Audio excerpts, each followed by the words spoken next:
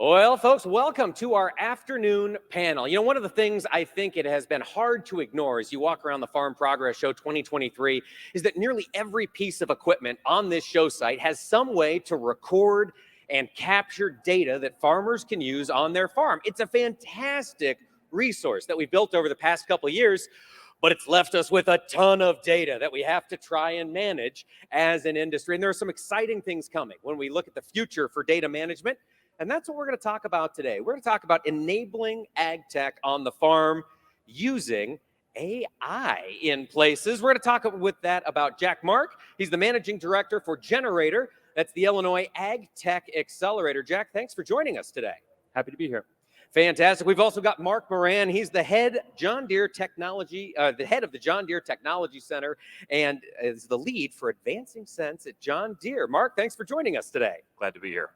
And Brady Holst works with the Illinois Soybean Association. He's a production chair and he's a farmer near Augusta, Illinois. He has also been a design engineer in the world of ag tech. So, folks, we've got three people who are engaged in nearly every aspect of both agriculture and technology. We're going to pick their brains a little bit. Jack, I want to start with you because we do have so much data in the world of agriculture right now. How are you seeing farmers be successful at managing the reams of this information?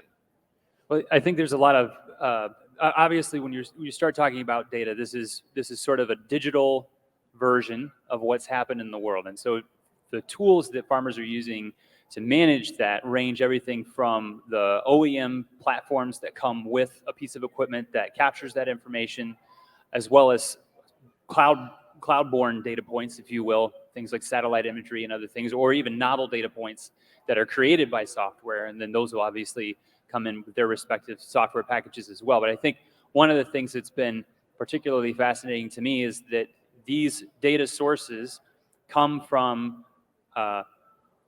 specialized sort of purpose-built, very focused solutions within their area. But where we're seeing the value increasingly is in taking information or taking data from different sources, aggregating it, and then producing useful information from that data. That's a huge issue. Taking data from multiple sources, multiple different repositories of information, planter data, yield data, soil data, whatever, and then incorporating it all and interpreting it. That's a struggle. I mean, that's not something I have the capabilities to do. Gentlemen, how are farmers doing this successfully? Mark, you work with technology day in and day out. What are you seeing? Sure. I think first it's important to acknowledge this is really a long-term trend, right? Okay. This didn't just start. We've been on this road for a couple of decades. It's just the scale's getting so big that it's getting a lot more obvious, right? Farmers are using machine learning and AI today already in the equipment on the field and in their planning cycle. That's just a part of how our customers are doing business today. Yeah. So the idea that technology can augment and enhance the performance of farmers, that's not new. That's been happening for decades, and this is just the next chapter of that. It's the next chapter, but it's a chapter that certainly seems different. I listen to the media talk about what's happening in the world of AI. I listen to government officials talk about what's happening in the world of AI. This seems like a seismic shift is approaching us, not just in agriculture, but as an economy. Brady, as a farmer, are you excited for AI technologies to come into play in agriculture? Yeah, I would say I definitely am. Seeing different things advancing very quickly, even, the short term that I've been farming, it's very exciting. I really look forward to things moving very, very quickly. One example would be yields. Every year yields are higher and higher, and I think we've gotten into almost or about to get into a different trend line on yield advancements. You can look at the past on different breeding techniques and how the yield trends have changed, and I think we're going to kind of start getting into a different trend line with these new technologies and being able to look at things in a different way using computers.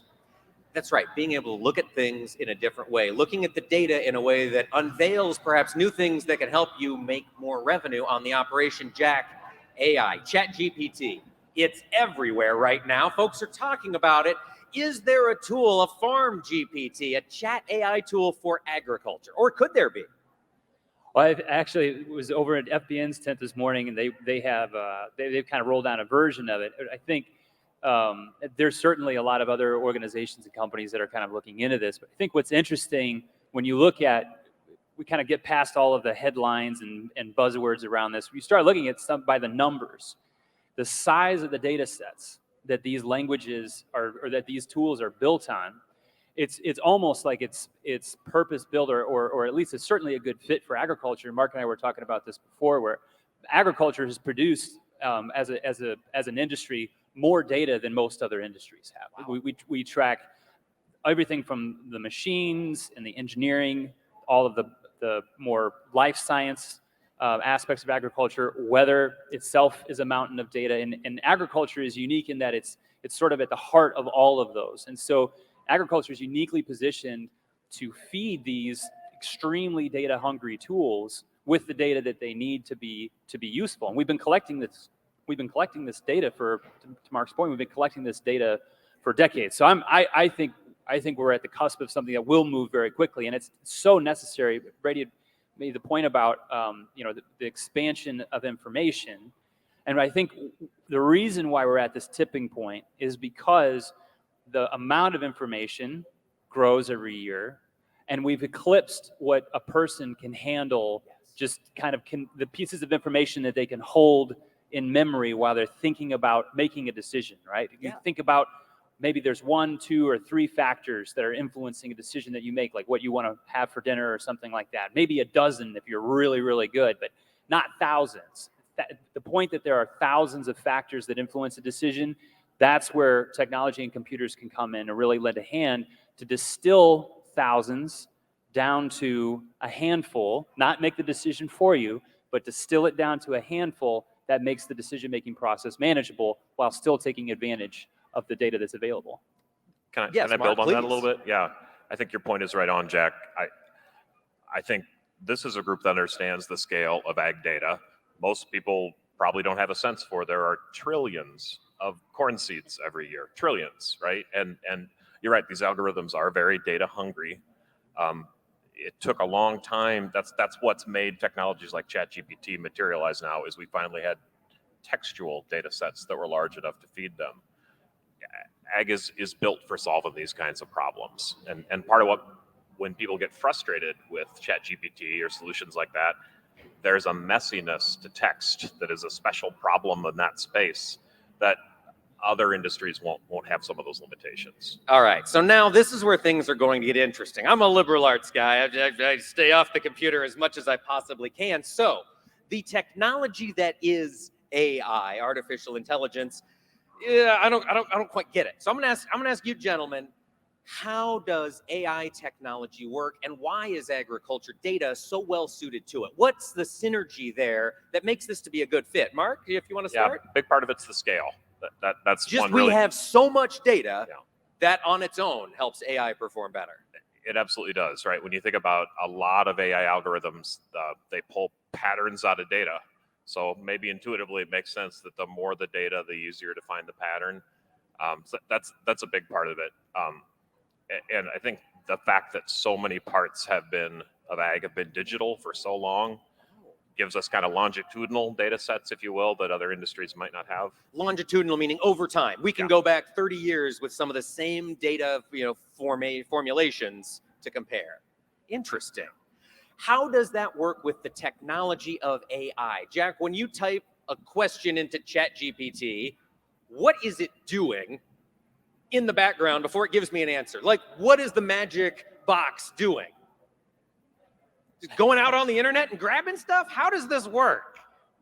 No, I think the I don't know that a purely technical answer to that question would it's be not going to do helpful. me any good. I think the analogy, maybe a good analogy for that, is that if you could imagine picking the brain of a farmer with thousands of years of experience in aggregate, right? So in terms of experience of seeing what goes in terms of inputs, management practices throughout the season, and what the result was at the end of the year. And if you go back far enough into those years, you'll have different kinds of data. Obviously, if you go back 30 years, the information that we were collecting at that time is different, more sparse than what we have today.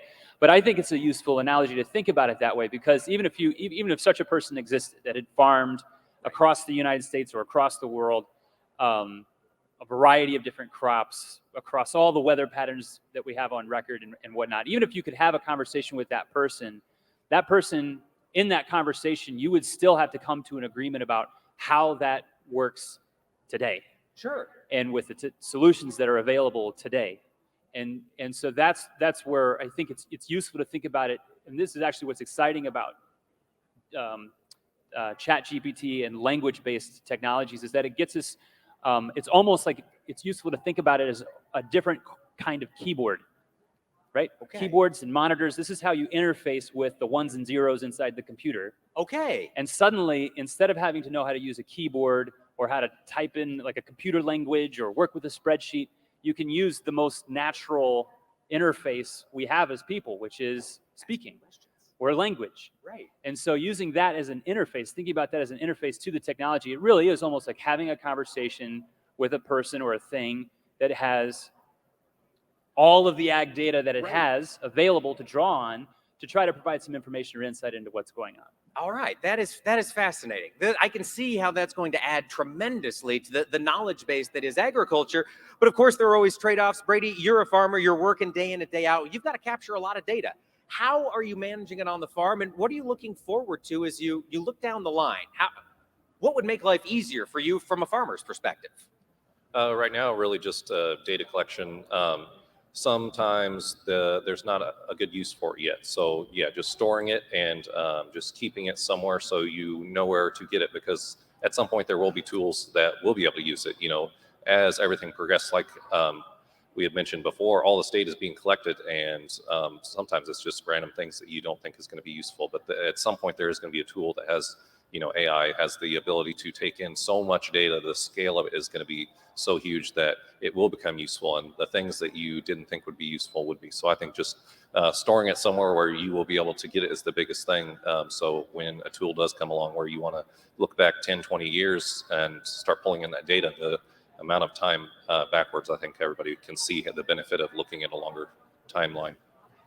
So I'd like to really amplify that, because I think it's taking the long view on what information might be available, might be useful in the future, that may not be useful today, is incredibly important, because we mentioned many times about how data hungry these systems are. Yes. And so the best way to make sure that whatever AI you end up using in 3 years or 5 years has rich, clean, quality data going back as far as you can, really. So that means as the platforms and tools that you're using are capable of storing more data, even going back and entering that information for previous seasons, that's going to be more and more valuable in the future. So data is sort of like a treasury bond or a savings account, right? The interest rate on that, the return that you get in a year or 2 years may not be very big, but it will never stop growing and working for you. So we're at the very early days of being able to leverage this data. So it's all of the payback is the biggest paybacks are still in front of us, I think. That makes perfect sense, and I'm glad you brought that up, Brady, because that's huge. A lot of folks, maybe like me, looking at this AI technology, looking at what's coming, going, I don't quite get it. I just want to watch, but it's coming. So the question I have to you three gentlemen, Mark, we'll start with you. For a farmer today, Brady, you mentioned collecting data, keeping that data, storing that data. What else should we be doing in 2023, even if we're not going to get into more technology, to leave the door open, to be able to utilize these tools as they become more available? I guess my mind jumps to first, you're already using AI in your operations, likely. Yeah. There's probably a camera somewhere that's recognizing something. Okay. There's a system that's helping you drive in a straight line. There's if you're a deer customer, you've got solutions like See and Spray that's identifying weeds versus plants in real time. We're releasing autonomous tractors now. That there's a lot of AI in there. So I guess I want to say AI is not the future. AI is the present. There's lots of cases where there's already cases, a number of them, where your equipment is helping make decisions on your behalf. Sure. Because there's so much going on. And that's just going to continue, I'd imagine. Is there anything growers who are using these tools with AI today should be doing to be better prepared to get even better tools that come out down the line? Mark, particularly with regard Maybe to I want to amplify something I heard Jack say. Yeah. There are some cases where maybe the data collection isn't quite yet automated for some of these steps, and so customers have a choice to fill in a field or not. And I know with me, sometimes if I think, well, I'll get back to this later, sometimes I don't. So keeping that data clean as you go, there's huge benefits to that in the long run. And I think there's enough history here to suggest more and more of those pieces will get automated over time, but where they're not, might be worth the work now to. Yeah, a little legwork, get that pencil out, keep things handy so you can make sure you're utilizing these tools. Jack, what about from your perspective? When you're talking to growers and they're intrigued by what's coming, how do you set them up so they can be successful? So I'll use for me personally, I tried to sign up for ChatGPT in October, I think. So it was almost a year ago, shortly, or October, November, whenever it was and I didn't complete the sign up process. And then in March or February of this year, I said, this is silly. I work in tech. I need to be using this. This is for sure holding a lot of promise, right? So I went through the setup process, and my advice is to find some tool, whether it's ChatGPT or something else, find something that is really cutting edge and play with it and see what it can do, kind of poke at it, find its soft edges or whatever, because it's going to improve. And the tool that you pick to play with might not be around for forever, but find some way to kind of play with this technology so that it's not so foreign when it becomes mission critical. At some point, it's going to be available for you to make a make or break decision, and your ability to use it at that point, is that really the situation where you want to be using it for the first time? So I think just kind of getting comfortable by playing with it a little bit in sort of like not mission critical scenarios is a great way to just ask kind it of where to go for dinner tonight and see what recommendations it comes up with. It will do that, folks. If you go to ChatGPT, you can ask, where should I go for dinner in Decatur? It'll give you a suggestion. And I will mention there are other tools too. I mean, that's where, so ChatGPT is the obvious one. It's probably the easiest one. It's kind of ubiquitous, if you will, but there are a lot of other ones. Google has its own. Facebook recently is working as, I believe it's released its own. There's an up-and-coming competitor called Hugging Face. These do have weird names, but you have to Hugging Face. You'll have to get kind of past some of the naming conventions, but just find something that you can play with and maybe make a point. Maybe daily. For a little while I was trying to do this daily. Just find one thing for 15 or 20 minutes where I could kind of experiment with a little bit. But even if it's just once or twice a week, just to make sure that you're kind of aware of what it's doing, if it's getting better, getting worse, and getting kind of comfortable with what it offers. Makes sense. That makes sense. Brady, I'm curious, from the farmer's perspective, you're out there, you're looking at this technology, working with the Soy Innovation Center, of course, working with Generator. You see this technology coming down the line. What's got you excited? What is going to, in your mind, 5-10 years from now, what technology could change life on the Holst farm? I would say the most exciting for me personally is just self-driving tractors. I'm one of the few farmers that hates driving big machinery. I would rather, same thing as driving. It's like it's just sitting there. I can't wait till I don't have to worry about that. So I can do something else and set up a tractor to go work a field, and I can go and do things that are more human critical, I guess. So yeah, that's what I'm most excited for. In the longer term, I would say getting to kind of the weather prediction, I think we're pretty far away from that on the AI side of things, just because the scale of that is so much bigger than the data sets we're pulling in now. But at some point, the weather prediction is going to start to get even better. And that's something I would be looking forward to the most in the longest of terms. Pretty exciting. Jack, do you have any tools that you're watching with excitement as they're getting built out right now for agriculture? Yeah, so the three things, so a little bit about what we do at the Illinois Ag Tech Accelerator. We work with early stage startups, right? So the reason why I bring that up is because the criteria that the yardstick that I measure startups that are producing tools that are farmer facing, it needs to either put time back on their clock, money back in their pocket, or ideally both. And it absolutely cannot be a negative in either one of those. Okay. And negative in both is obviously a deal breaker. So what I look for, where I think the opportunity is greatest, is really at being able to aggregate across multiple data sources to help distill, again, thousands of data points into the 2 or 3 or 4 that can influence a decision today, that can impact profitability and efficiency on the farm. Yeah. And so some of the solutions that we've looked at, one in particular that's come through our program, a company called DigiFarms. They've been doing stuff in Brazil for a while, and they're launching in the U.S. in some early trials. That's talking to that foundry as an agronomist. They get that.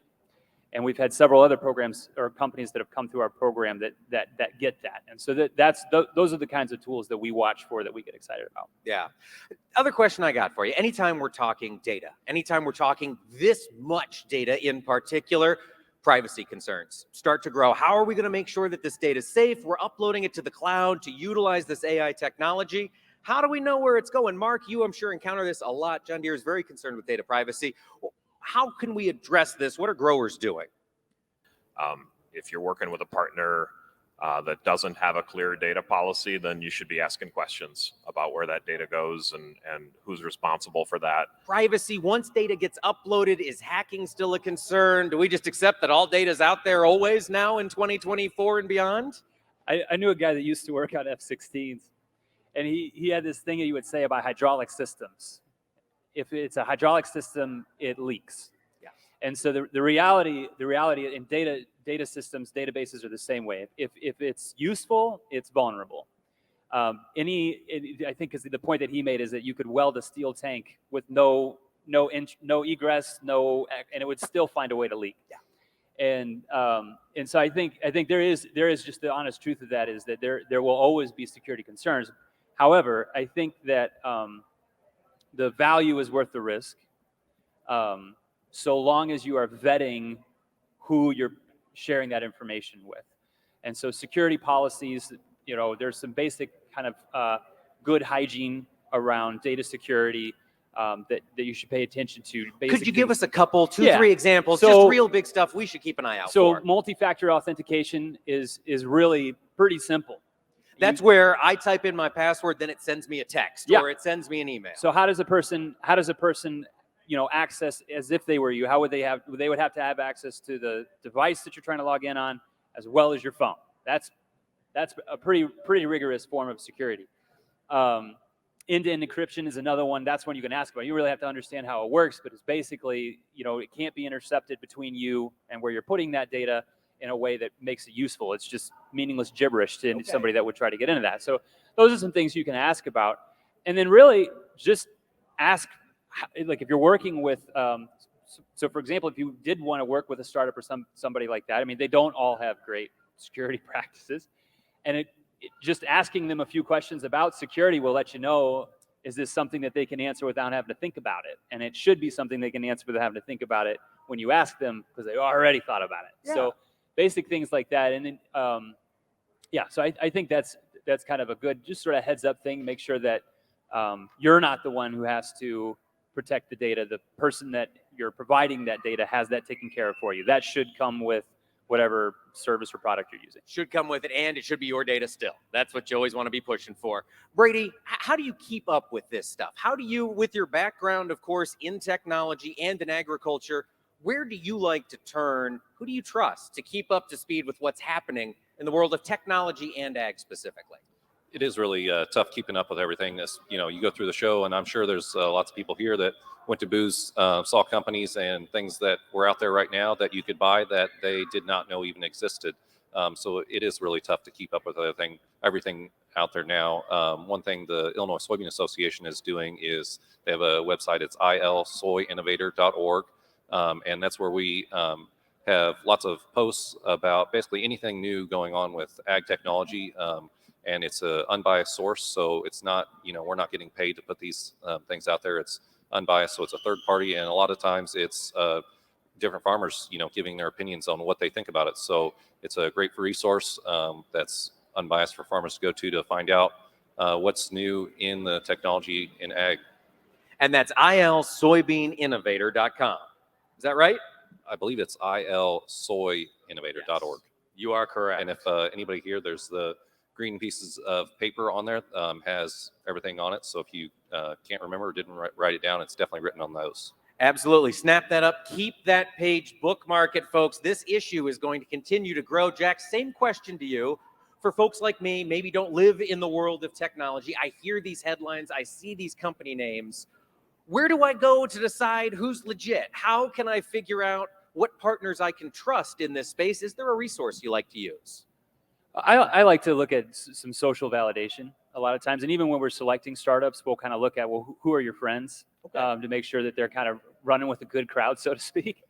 But there are a lot of really good, I mean, obviously, our program, we're pretty proud of the companies that we put out there, and they're not all farmer facing, but a good number of them are. And there's other programs, there's Ag Launch, and there's a couple of programs out of Iowa. There are, so you can kind of take a look and see who's kind of putting their money where their mouth is, and either investing in these companies, and then also do they have the right background to offer insight and support to those companies.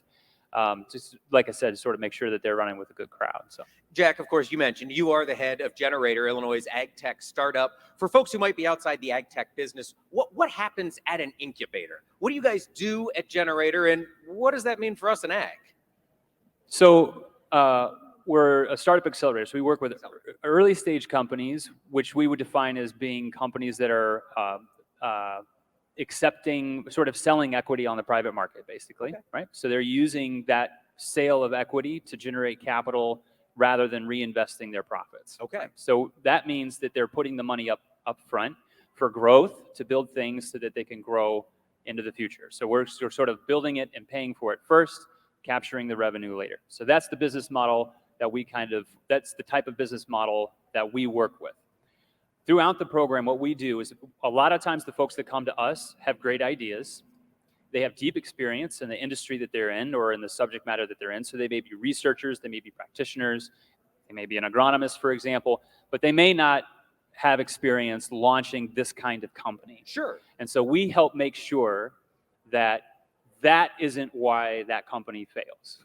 So you let them handle their expertise, and you guys come in and help with the back-end business stuff to keep the business operational and help them grow. That's right.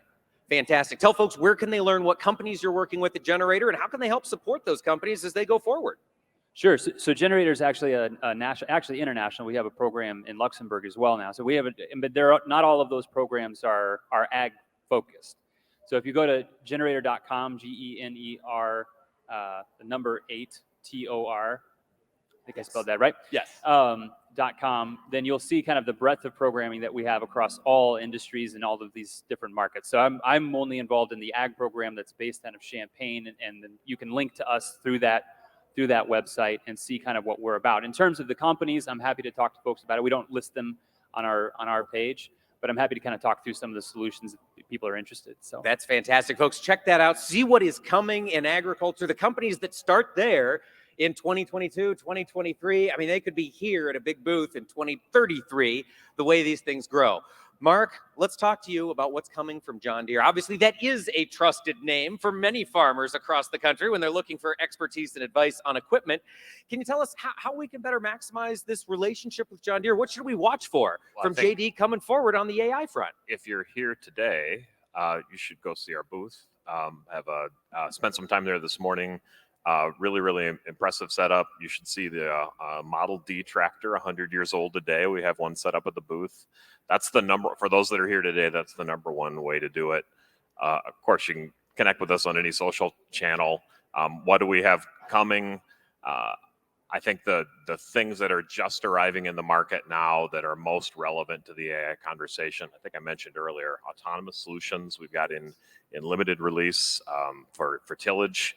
And then, of course, See and Spray, where we're, and I think what's interesting about a solution like See and Spray is that's doing something that's doing something a human couldn't do. Right. It's moving so fast, right? It's AI not replacing labor, but opening up things that weren't possible previously. That is a fantastic point. There is no way a human could spot those weeds and spray unless you're out there with a hand sprayer, a gallon and a half, and a lot of refills. If you're going at the speed that equipment's going, you can't do it. Right. You just can't do it. And it's here today. Yeah. 2023, this technology is here. Right. AI is with us. It's here to stay.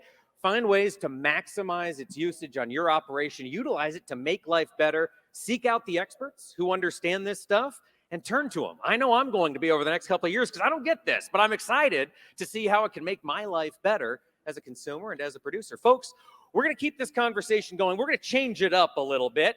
Please join me. Thank these men here. Let's give them a big round of applause, gentlemen. Really appreciate the discussion. Lots happening in the world of AI. Now we're going to mix things up. We're going to do one-on-one, a couple-minute interviews with the three of you. If I could have Jack and Brady, if you guys wouldn't mind stepping off. Mark, we're going to chat a little bit here in person, mano a mano, about what's happening in agriculture. All right. Mark Moran from John Deere, let's talk about your view of the future when it comes to AI. Where do you see it going? What's got you excited about AI on the farm looking ahead?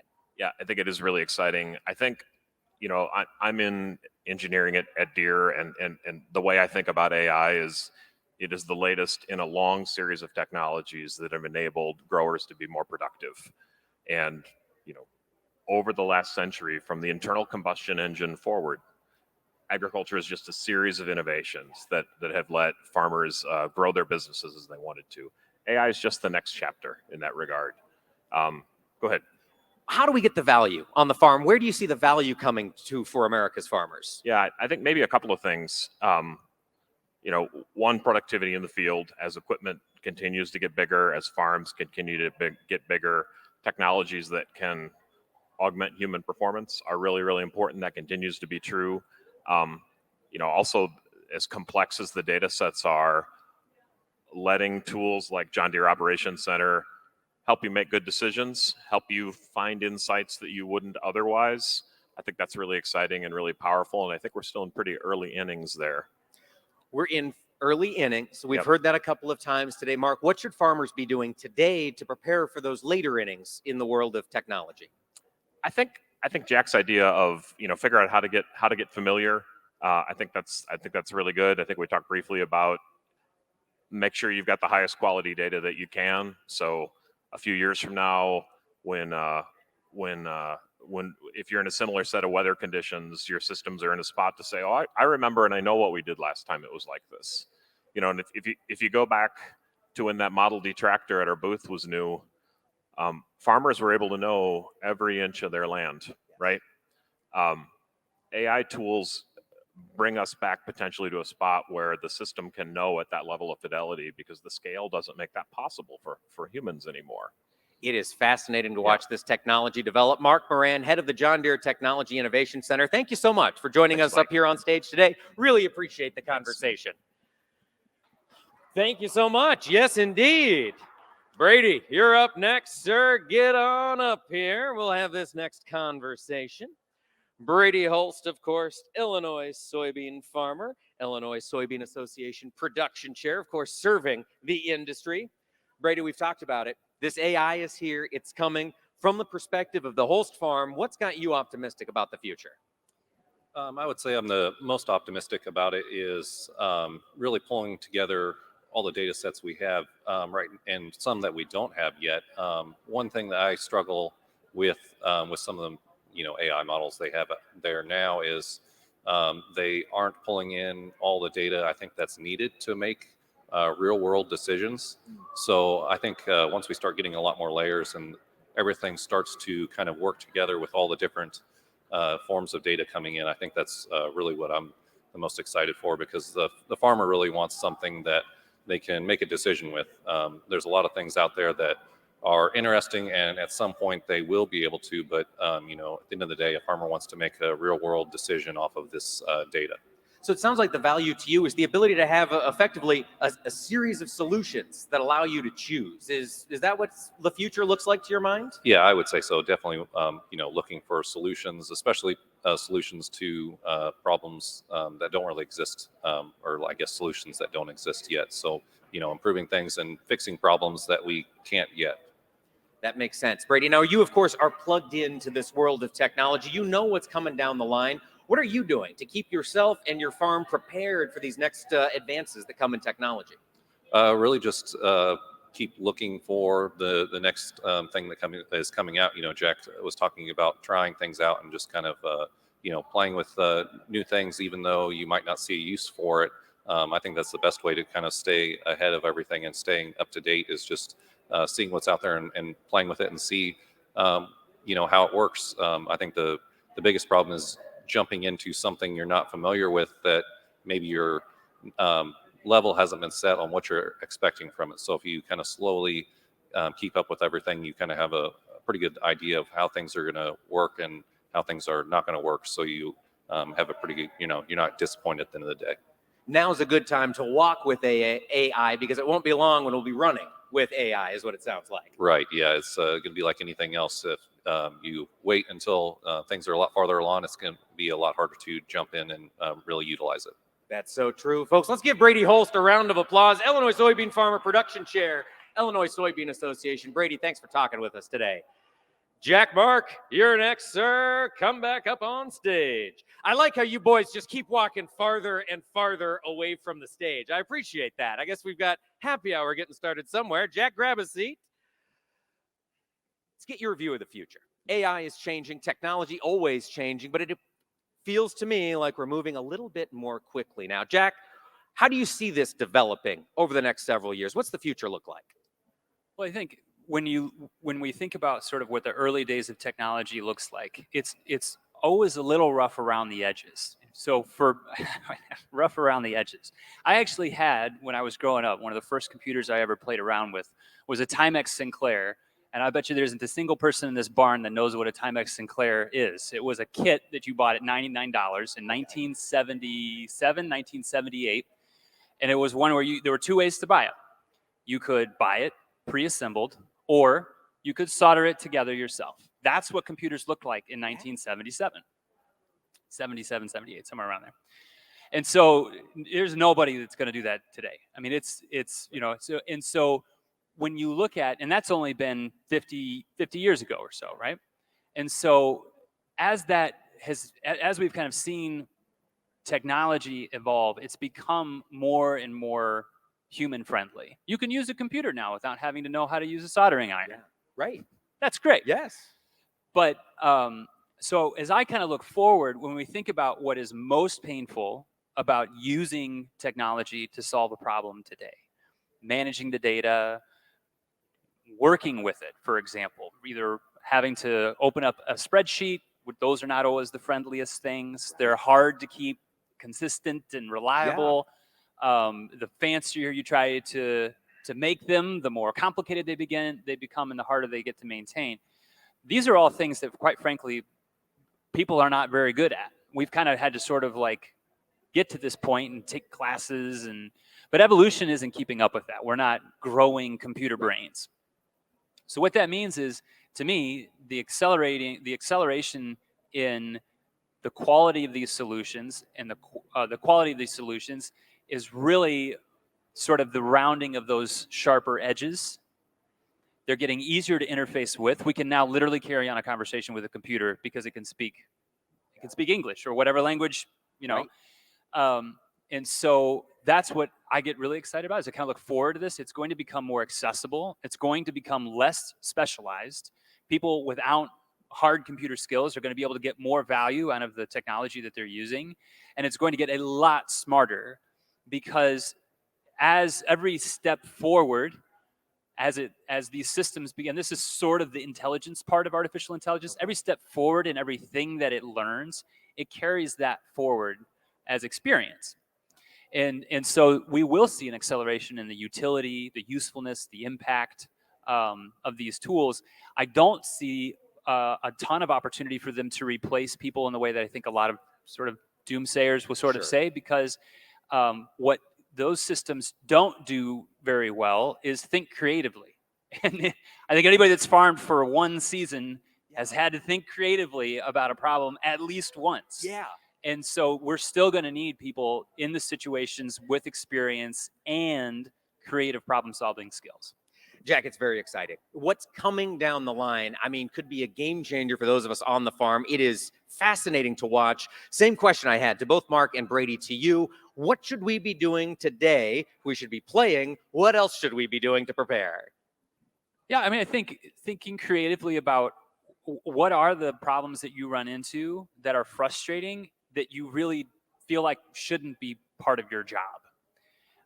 Especially where technology can weigh in on those things, because those pain points, those are going to be the places where there's an opportunity for a solution to emerge, whether that's from a startup that comes to a program like mine or an established company. And so being mindful of those things that are frustrating, they suck up a bunch of time, you are maybe not totally convinced that the time is worth the effort, Yeah. but they still have to be done anyway.